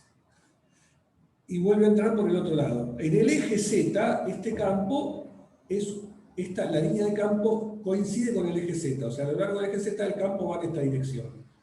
En ese eje del dipolo, el campo eléctrico tiene esta expresión. O sea, ¿de dónde sale eso? De la fórmula anterior, ¿no? De acá. O sea, si ustedes ponen P igual a P en Z, y el P lo dejan genérico, el campo a lo largo del eje Z se anula alguna cosa y queda 2K por P sobre R al cubo. Es un campo entonces que sigue viéndose que depende como 1 sobre R al cubo, pero va alineado, esto lo muestra, la cuenta esta indica eso, va alineado en la dirección de P. Pero, como ven, decae con la distancia, o sea, es un campo que decae con la distancia. La línea de campo, acuérdense además que su densidad, la densidad de líneas indicaba la intensidad del campo. Entonces, como se ve, a medida que me acerco, la densidad de líneas es cada vez mayor, a medida que me alejo, se van espaciando y eso corresponde con que el campo sea más chico. Detalle es que cuando me acerco en R igual a 0, el campo va a infinito. Pero no hay que preocuparse por eso porque esto ya no vale más cuando estoy en R igual a 0. Vale para R's por lo menos un poquito alejados del dipolo. Por otro lado, acá, como comenta Guadalupe, están estas líneas verdes que corresponden a las equipotenciales. Las equipotenciales son las líneas de potencial constante, que como habíamos visto en la clase pasada, son siempre perpendiculares a las líneas de campo, ¿no? O mejor dicho, las líneas de campo son perpendiculares a las equipotenciales. Y acá están marcadas estas en verde. Esto también se puede graficar usando la expresión matemática del potencial de un dipolo, y el gráfico de esas líneas equipotenciales da esto. En Python hay rutinitas para graficar ya sea un campo vectorial o líneas equipotenciales o contornos. Bueno, además esto, acaso lo dibujé en el plano, pero si lo pensamos en 3 dimensiones, o si estamos en un espacio tridimensional, esto, si el dipolo está alineado en Z, como dije, llamo Z a este eje, tiene simetría de revolución. Y entonces, el campo uno lo puede pensar como que estos lóbulos que están acá se repiten en 3 dimensiones. O sea, si uno esto lo moviese y lo hiciese girar, me daría como un lóbulo, que de hecho, si ustedes se acuerdan de química del secundario, por ahí vieron algún dibujito de moléculas, de los orbitales, de las moléculas que eran como estos lóbulos. Bueno, esto sale de que esos orbitales tienen que ver con estas cosas, con este momento dipolar de las moléculas y de estos orbitales. Átomos, perdón. ¿Qué más? Bueno, otra cosa que podemos ver es cuánto vale el campo eléctrico justo sobre el eje perpendicular al dipolo, ¿sí? Este eje. llamémoslo, qué sé yo, X o Y, eje Y, ¿no? Si Z es este, X sale de la pantalla, Y es este eje. Llamémoslo el eje Y. En ese eje, en el eje perpendicular, de nuevo, usando esta presión que teníamos acá, ¿sí? Para puntos sobre el eje Y, resulta que el campo eléctrico vale menos K por P sobre R al cubo. O sea, también va en la dirección del dipolo, también decae con la distancia, pero apunta en dirección contraria. O sea, acá el campo, y eso se ve también en este dibujo, ¿no? Si las líneas van así, el campo siempre que cruzo el eje Y, me apunta en dirección contraria al dipolo. ¿Sí? Me apunta hacia allá. Si eso va a resultar en un hecho que podemos utilizar, es que los dipolos, de alguna forma, si yo tengo otro campo externo actuando, y traigo dipolos a ese lugar donde tengo ese campo externo, el campo que generan esos dipolos, en resultado neto, tiende a oponerse al campo que yo tenía.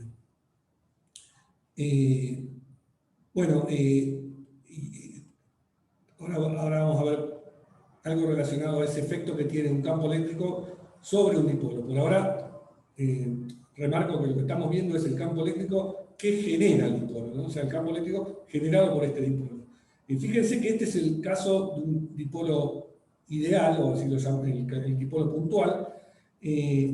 Recordemos el ejemplo que habíamos visto en la primera clase, creo, de dos cargas puntuales más y menos, que ahora sabemos que corresponden a un dipolo, pero para el cual si dibujamos, o sea, calculamos el campo eléctrico exacto que tienen dos cargas puntuales, no va a ser exactamente este. ¿Por qué no? Porque este campo lo hicimos bajo la aproximación de estar a distancias lejos. El campo exacto de dos cargas puntuales también se puede calcular y graficar. En ese caso dan estas líneas de campo. Bueno, son bastante parecidas las líneas, ¿sí? Como se ve, por fuera de las cargas, con la importante salvedad de que justo adentro de las cargas, recordemos que las líneas de campo van de la carga positiva a la carga negativa, o sea que adentro del dipolo, si quisieran, las líneas son exactamente así, mientras que en este dibujo son siempre hacia afuera, ¿no? O sea, ¿por qué pasa esto? Bueno, porque este sería el campo exacto de dos cargas, o sea, aún cuando me estoy acercando entre el medio de las dos cargas. Este vale cuando estoy lejos de las cargas. Bueno, lo que se puede ver, y esta es una cosa matemática, esto que está escrito acá, es que si yo hago tender la distancia entre las dos cargas a 0, pero el valor de la carga de cada una de ellas, o de Q genérico, a infinito, manteniendo el producto de carga por distancia finito, o sea, lo puedo hacer porque D tiende a 0, Q tiende a infinito, infinito por 0 me la puedo ingeniar para que se mantenga acotado, y que esto se corresponde justamente con el dipolo, ¿no? Porque el dipolo era carga por distancia, si se acuerdan, cuando vimos cuánto valía el momento dipolar de dos cargas. Era la carga por la distancia entre ellas. Bueno, si yo mantengo esto finito, haciendo ese límite matemático, lo que sí ahí se obtiene es este campo. O sea, el campo de un dipolo es el límite del campo de dos cargas cuando la distancia entre ellas tiende a 0 y la carga tiende a infinito. Pero bueno, es una cosa matemática. Físicamente lo que cuenta es todo lo que dijimos antes, que es una aproximación que sirve cuando estoy lejos de las cargas. ¿Bien? ¿Alguna pregunta de esto, de lo anterior, de la cuenta? Bueno, veamos los últimos temas sobre esta clase de dipolos. Bueno, como ya les había anticipado, ahora lo que vamos a prestar la atención es qué pasa cuando yo tengo un dipolo, o sea, dos cargas, pensemos en el caso de nuevo más sencillo, una carga positiva y una negativa separadas a una cierta distancia, y lo traigo a un lugar donde ya había un campo eléctrico externo, que llamémoslo EDR. ¿Correcto? Digamos, es una situación física diferente de la que hablamos hasta ahora, que era el campo que generan esas cargas. Eso es lo que calculamos hasta ahora. Ahora yo ya tengo un campo generado por alguna otra cosa, por ejemplo, puede ser el campo entre dos placas, y vengo y traigo un dipolo a esa región donde tengo el campo eléctrico. Bueno, lo que quiero calcular ahora es la fuerza que ese campo eléctrico externo le genera a las cargas. ¿Sí? Entonces esa es la cuenta que vamos a hacer. Entonces, para fijar bien las cosas y precisarlas, supongamos que el dipolo está formado por una carga menos Q en la posición R y una carga Q en la posición R más delta R. ¿Okay? Esto es bien genérico. Un dipolo sabemos que está formado por una carga menos Q y otra Q, y la distancia entre ellas ahora la llamo delta R, ¿sí? Para resaltar que es una cantidad pequeña, este delta R, que están cerquitas las cargas. Bueno, entonces lo que voy a hacer es, para hacer la cuenta de la fuerza que siente este dipolo, porque no, pensémoslo así, no tengo una carga menos Q y otra carga Q y hay un campo eléctrico. Bueno, el campo eléctrico, ¿qué va a hacer? Va a actuar sobre las cargas, va a tironear de las cargas, o sea, va a tironear de una forma. De hecho, si una vale menos Q y otra vale más Q, va a tironear en direcciones opuestas de cada una, ¿no? Porque eso es lo que ocurre con el campo eléctrico con las cargas que tienen signo. Al respecto, antes de hacer la cuenta de qué es lo que pasa, supongamos que estoy en el caso en el que el campo eléctrico es uniforme. ¿Qué quiere decir uniforme? Que es constante, que no depende de la posición. Ahí, ¿qué va a pasar con la fuerza total sobre el sistema de cargas?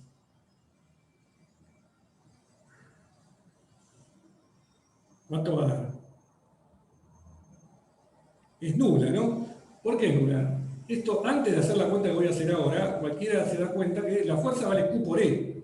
Bueno, si tengo una carga menos Q y otra carga Q, es la misma fuerza que hace sobre las dos. ¿Por qué?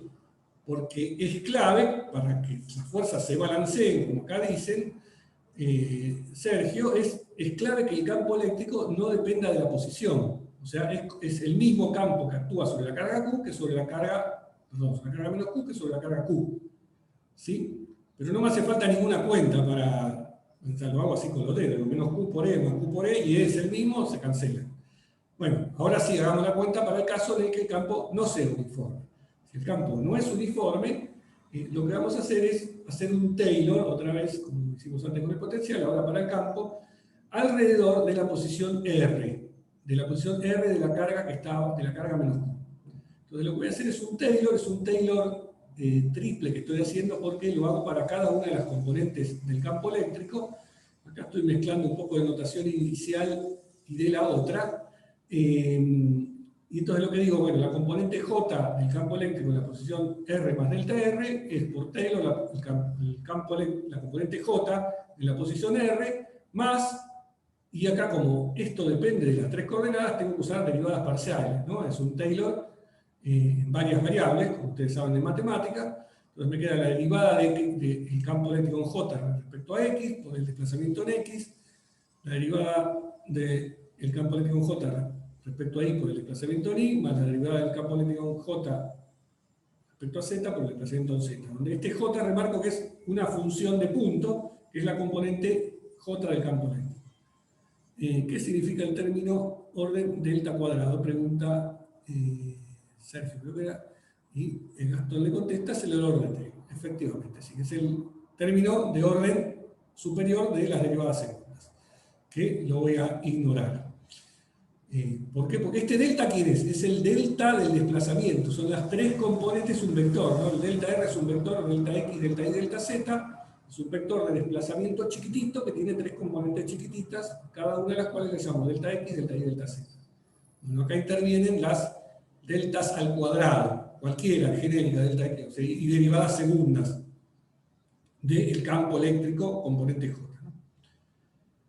Bien, esta expresión que tengo escrita acá, componente a componente, también se puede escribir con esta notación compacta. Fíjense, este término, esta sumatoria, se puede escribir como el producto escalar del vector de desplazamiento delta R, formado por delta X, delta Y, delta Z, y el gradiente de EJ, donde EJ, insisto, es la componente J del campo eléctrico, ¿no?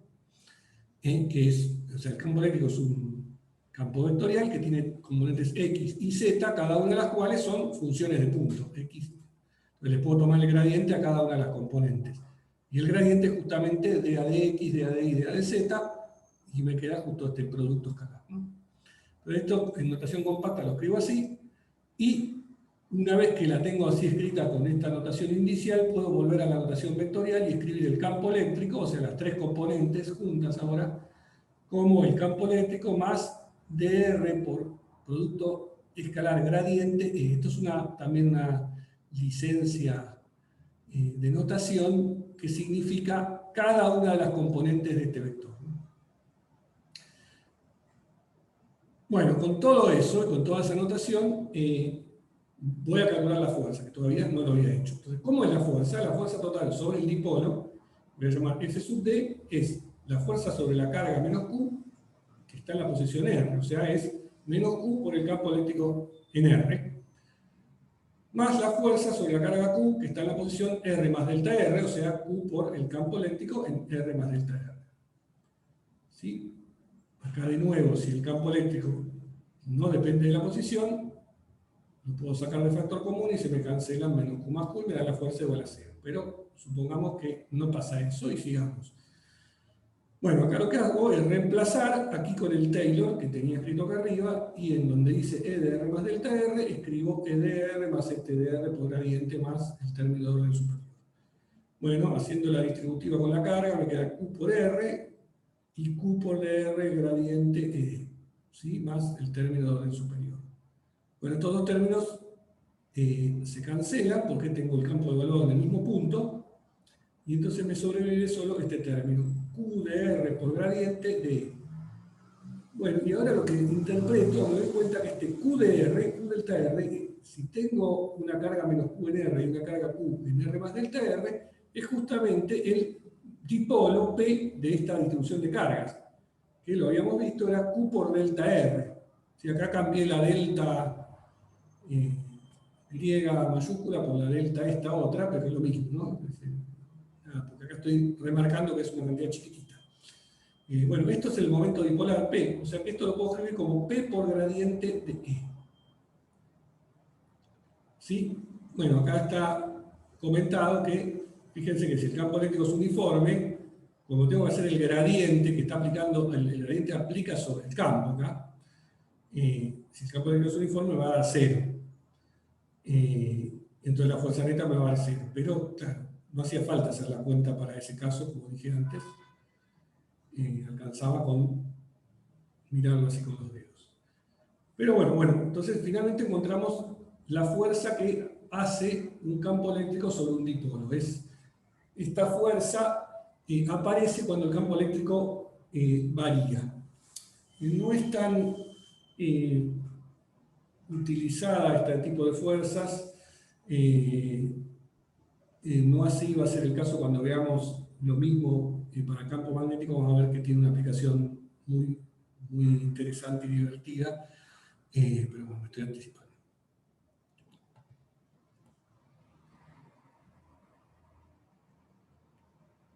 Sí, es un nombre, ¿no? La única condición para que algo sea un dipolo es que las cargas se vean balanceadas. Sí, lo cual no significa que cargas que no son balanceadas también tienen momento dipolar. O sea, siempre puedo calcular el momento dipolar. Lo que pasa es que cuando las cargas no son balanceadas, siempre domina el término de la carga neta. Entonces uno no se preocupa por estas cosas. Las ignora. Por supuesto que si uno quiere hacer cálculos muy finos, sí hay que tenerlo en cuenta, y si ahí separo las cosas, bueno, la fuerza que va a traer, el dipolo que va a traer es este. Pero bueno, esto lo hicimos, ojo, esta cuenta la hicimos específicamente para un caso en el que las cargas estén balanceadas. Bien, bueno, lo otro que voy a calcular, que tiene una aplicación útil que vamos a ver después en un par de clases, es el torque o el momento, esa cantidad tan poco querida por todos de Física 1, que involucra los productos vectoriales o producto cruz. Y entonces ahora lo vamos a calcular para el caso de qué torque siente un dipolo ante la presencia de un campo externo. Acá es útil este dibujito para darse cuenta de por qué hay un torque.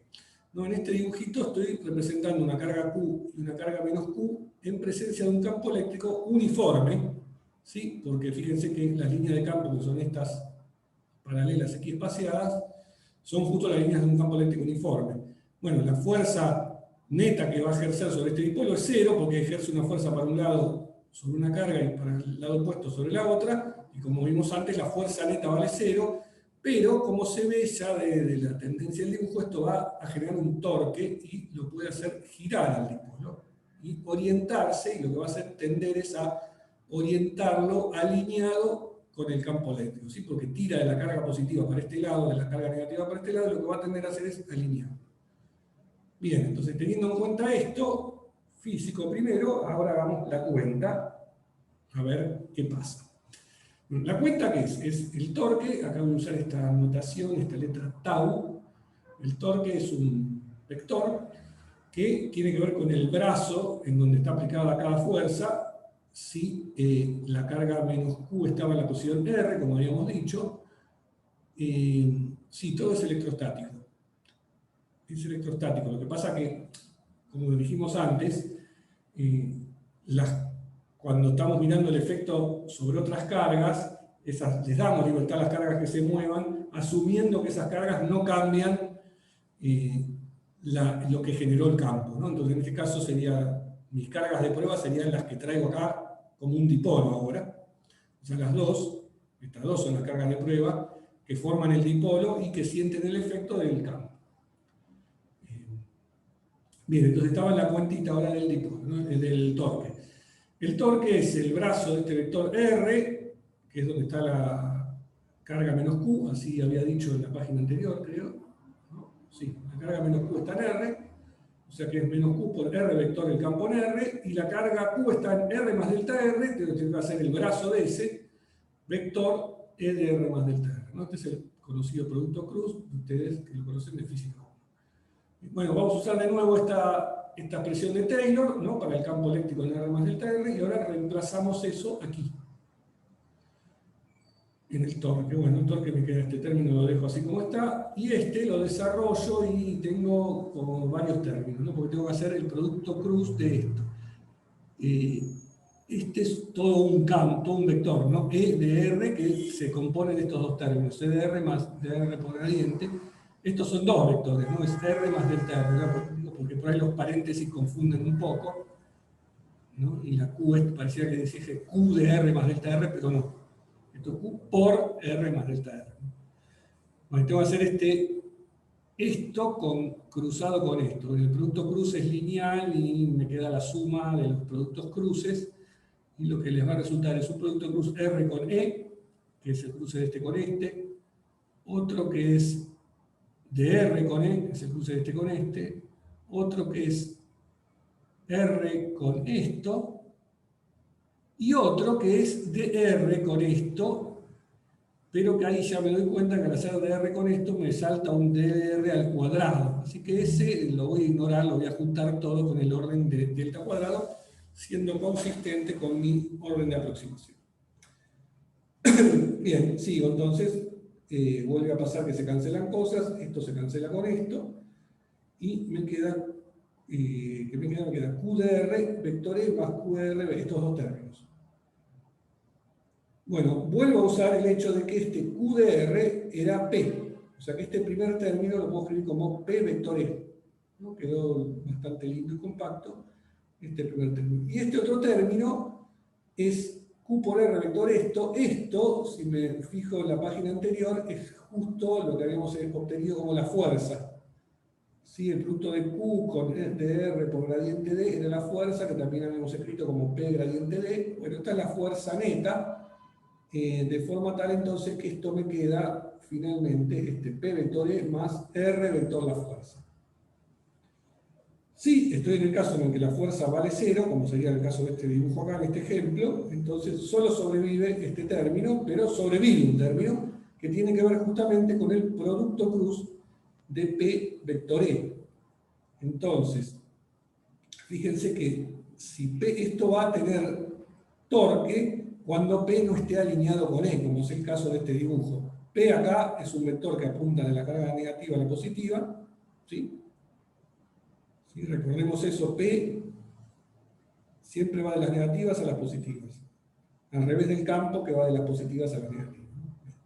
Este es P, está orientado distinto que E, o sea que el producto P vector E me da algo, me da un torque que sale de la pantalla, y que lo hace girar y orientarse alineado al campo. Si el P ya está alineado con respecto al campo, el torque ahí me da 0. Y esa sería una posición de equilibrio. En realidad hay dos posiciones de equilibrio. Una es con el P alineado con el campo eléctrico, entonces ahí el torque da 0, y la otra es con el P anti-alineado con el campo eléctrico, en donde en ese caso también da 0 el torque. Bueno, para dirimir en cuál de las dos se orienta el dipolo, una cosa que uno puede agregar es el asunto de la energía y juntar esto.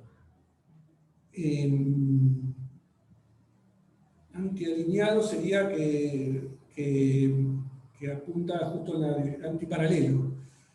Antiparalelo, eso es. El campo E va para allá y el P va para allá, en la misma dirección, pero de sentido opuesto. Y acá había otra pregunta que me salteé. R es el punto desde que se mide el torque. R es el punto desde que se mide el torque. ¿Dónde está? No, acá R es la posición de una de las cargas. En este caso de la carga negativa, pero si están cerquita es la posición del dipolo.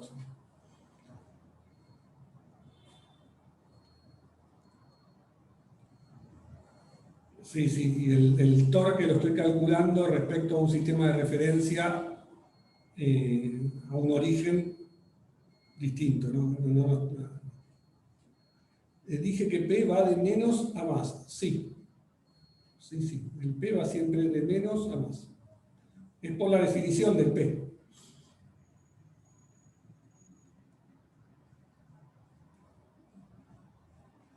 Bueno, lo que me falta entonces para este tema es el asunto de la energía. Energía, distingamos aquí, la energía es debida al campo externo, o sea, la energía involucrada en la presencia de un campo externo que actúa sobre las cargas que yo traje de prueba, que son las del dipolo.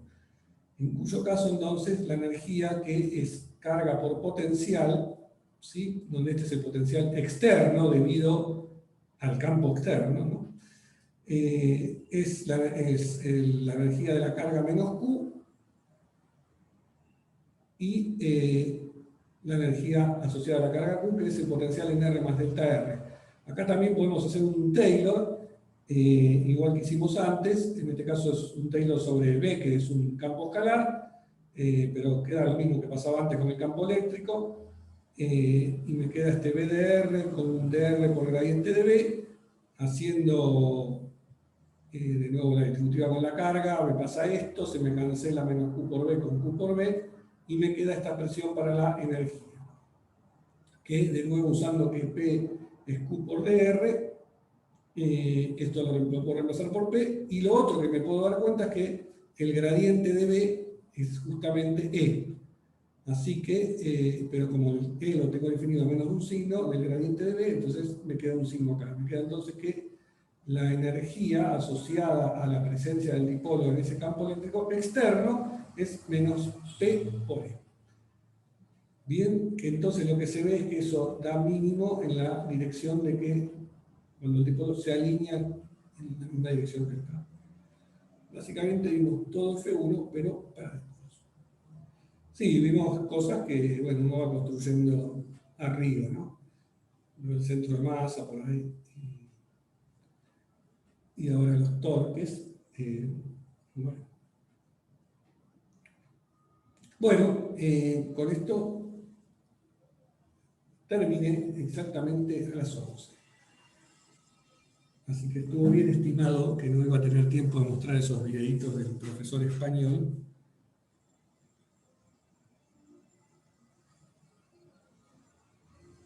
Pero bueno, tenemos algún ratito para alguna pregunta que haya quedado. Mientras se van acomodando para... Profe, una pregunta con la primera diapositiva, que es solamente una cosa que no entendí de la escritura.